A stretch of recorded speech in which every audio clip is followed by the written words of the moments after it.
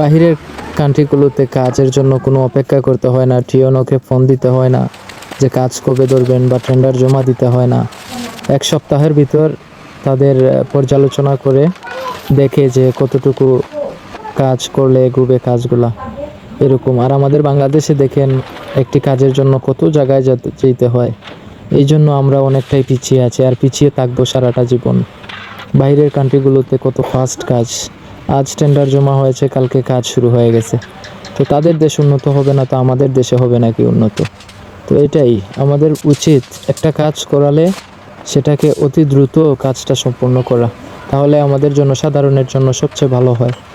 আর কিছু কিছু পাতি নেতা আছে, আসলে সরকার বরাদ্দ ঠিকই করে, পাতি নেতাদের অভ্যাস খারাপ, অনেক খারাপ। এই পাতি নেতাগুলো দেশের শত্রু, দশের শত্রু, জনগণের শত্রু।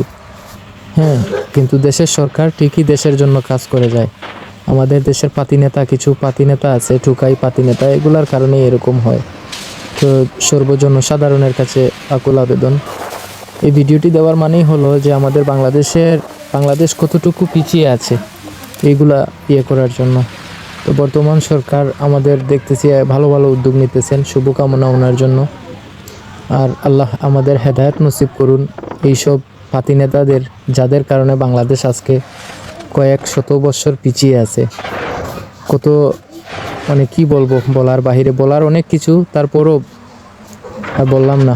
আল্লাহ সবাইকে হেদায়েত করুক এবং দেশের জন্য, দেশের জনগণের জন্য ভালোভাবে, সুষ্ঠুভাবে, সুন্দর কাজ করার তৌফিক দিন, আমিন।